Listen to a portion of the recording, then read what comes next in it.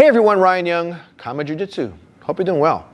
So if you haven't seen any other videos that I've been wearing this, I just recently had shoulder surgery. I've had a lot of wear and tear on my joints over the last 30 or so years. I mean, it's not particular injury or anything. It's just time to get it fixed so I can go on with the rest of my life and continue training. But what I wanted to cover today was how your mind needs to be thinking while you're training.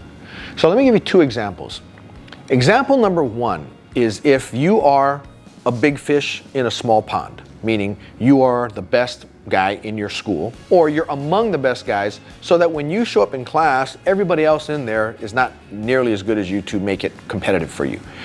See, a lot of times the mentality is, man, you know, there's not enough depth in the school. There's not enough guys my level. So maybe I need to go to another school, a bigger school where they have more people, and especially more guys that are better than me. That's the only way I can get better. I can tell you from firsthand experience that is not true. If your instructor is good, then it doesn't matter necessarily what else is in the studio.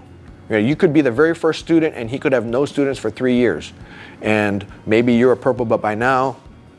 Everybody else is a relatively new white belt. You don't have to think to yourself that unless I'm training with my professor, I'm gonna just waste my time coming in here. That is not true. You don't have to go somewhere else to get better. Here's what you do. It's called handicapping. So what's an example of handicapping? If, for instance, you know that you can beat any of the other partners or the particular partner you're training with. Maybe you could be in a big school, but you just happen to be training with somebody who's not nearly as good as you, and you can beat him in your sleep. Handicap yourself. How do you do that? Take one hand, put it away. Just train left-handed in my case, right? And I put my right hand away and then try to beat him. And if I can beat him easily, then switch to the right hand, because I am left-handed. So, you know, I then go to my weak side, which is my right side, and I play that way, put the hand away and I train.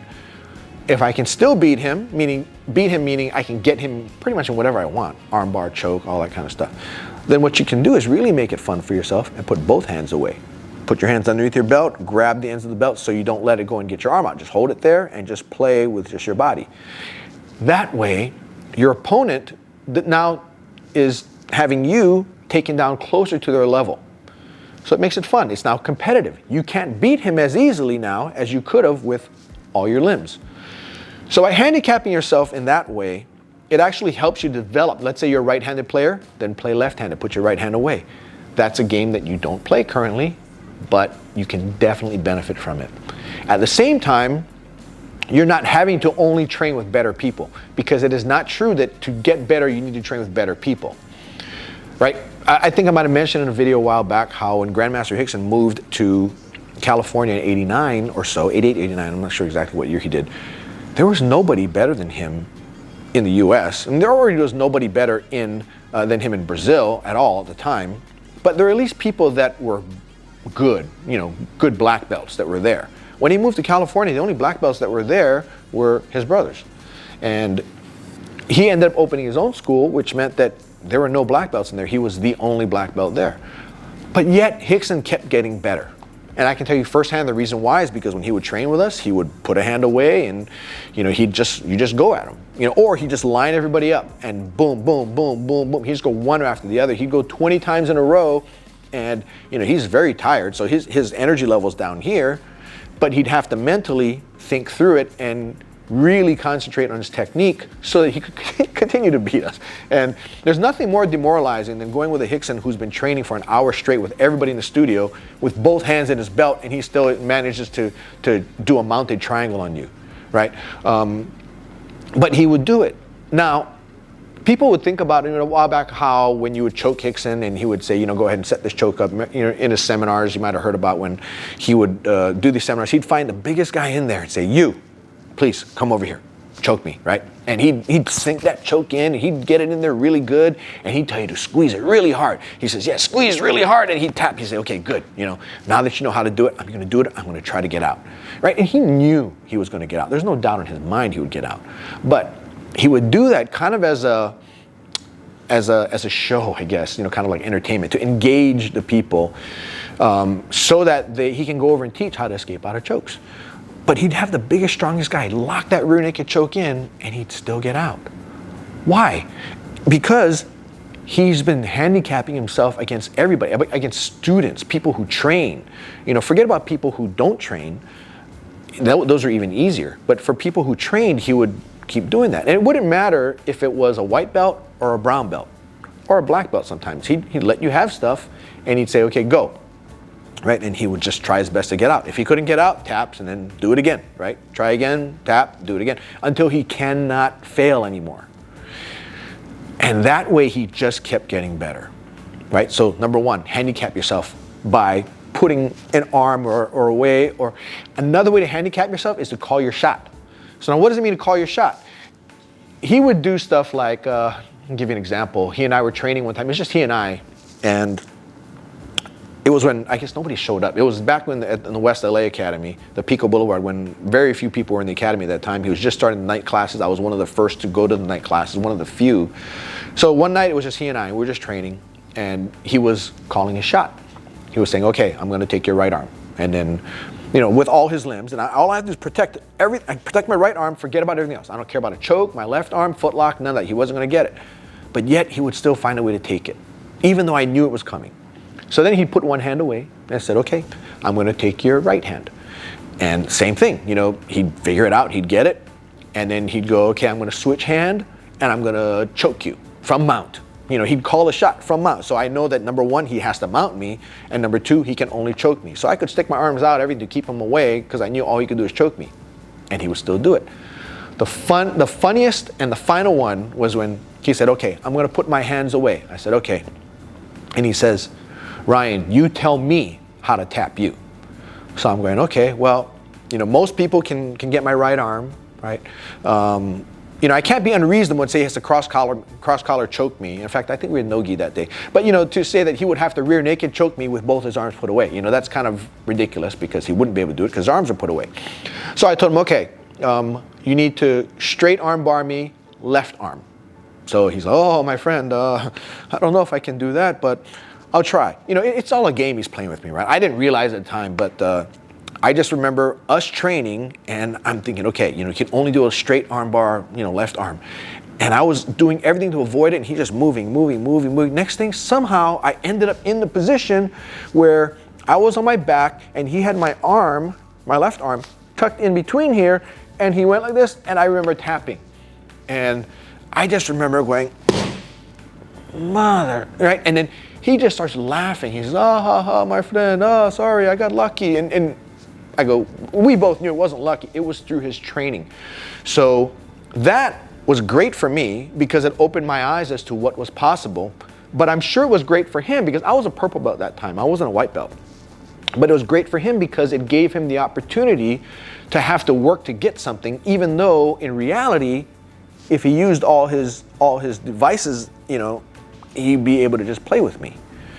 But he was still able to beat me because by handicapping himself and by calling his shot, it forced him to get those neurotransmitters firing so that he would then have to maneuver his body a certain way and get me to that point to where I had nothing else to do but to tap. So that is one thing that in the mindset for you to use, you can use that whether you're in a big school or a small school, but if you're in a small school and you like the school that you're at, don't think that you have to move in order to get better in jiu-jitsu. That is absolutely not true. So go through the exercise. I know you'll like it. Exercise number 2 is, you know, another thing for your mind. We just had one of our female practitioners here, and we were doing our hard drills, right? So today it was starting from knee on the belly. The routine was person knee on belly. You can choke, armbar, you do any kind of submission from knee on the belly, cross-side, KAATARO, modified KAATARO, north-south, or you could go to mount and do a submission. The person on the bottom, all they had to do was get back to guard or get on top. And then we'd stop, we'd do it all over again, right? So this particular student of ours, it was maybe round 8 or round 9 into it already. I mean, she's tired and she's up against a pretty large member, you know, about maybe 6 foot, probably about maybe 200 pounds, you know, and she's about maybe 5'6", about 130 pounds, right?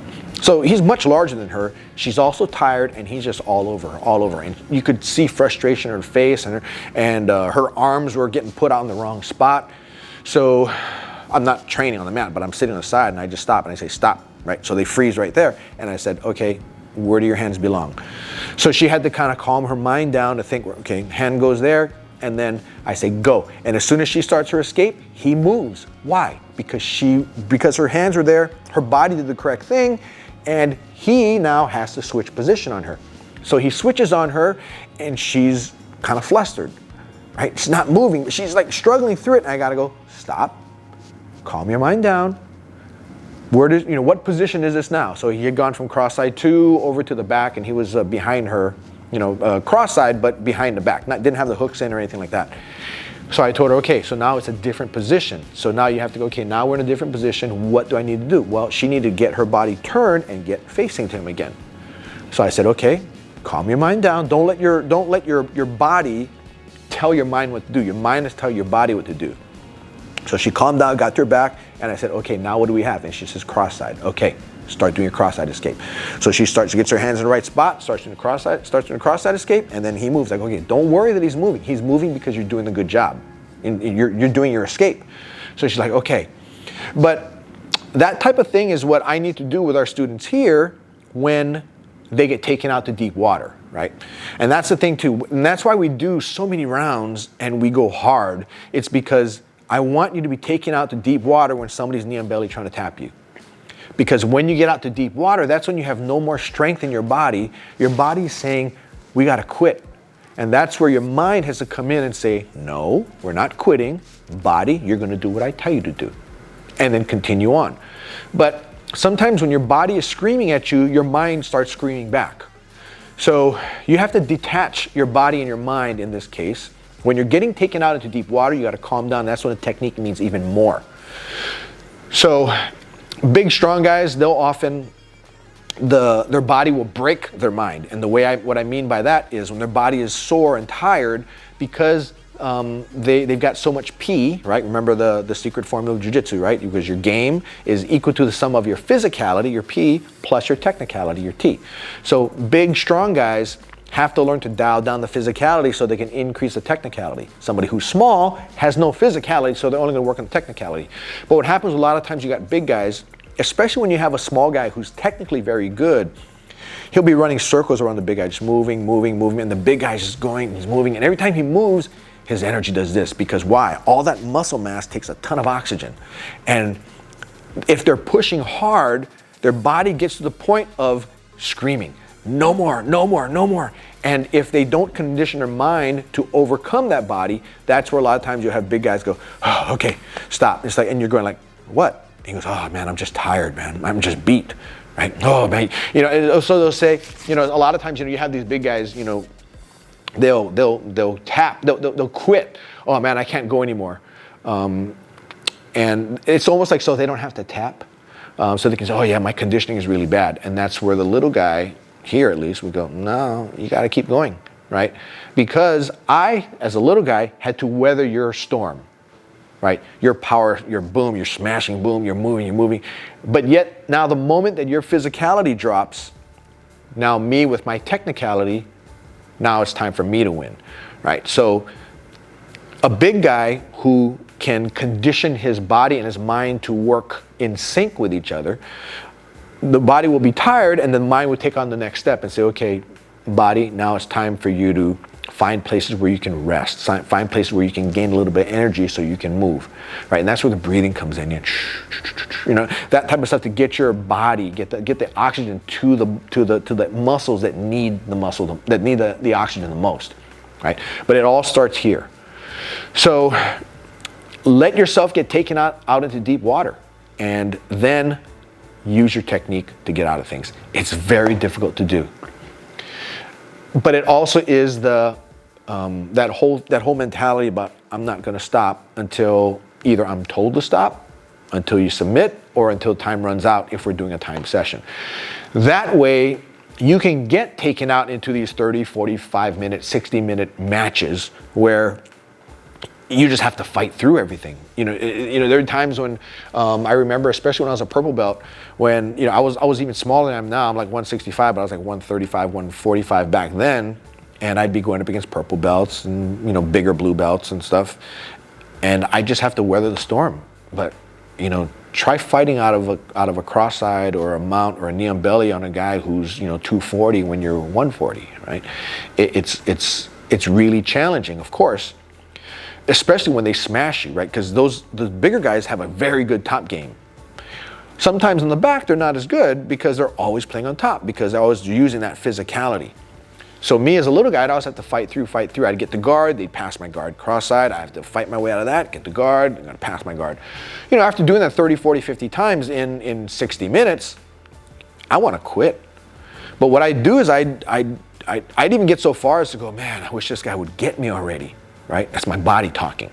So sometimes what I'd do is I'd actually give my arm, I'd make my arm in a spot where he could reach it, and he could loop it up, and he could take my arm, just so that he can finish, just so that I can tap and say, okay, I'm done. But so many times I'd do that, I'd give him the arm, he'd loop it, and my mind would say, no, not yet.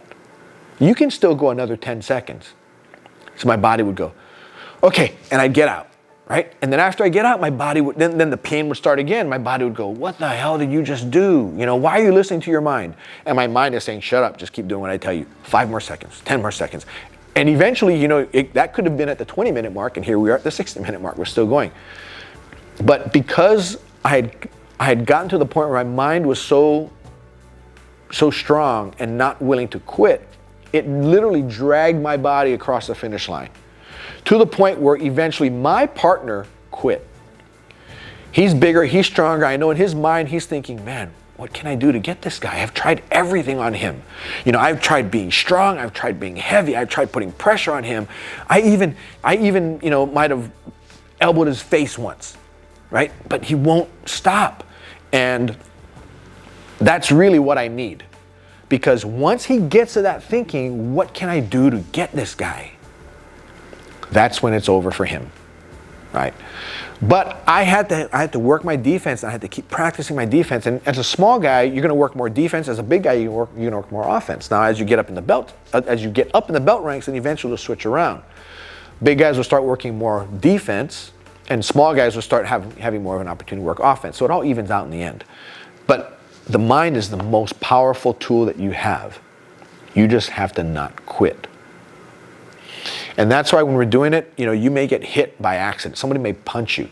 And I've seen training sessions where somebody gets punched in the face accidentally, and the person on top will go, oh shit, I'm sorry, you're right. And the guy on the bottom is like, oh, and then they stop training.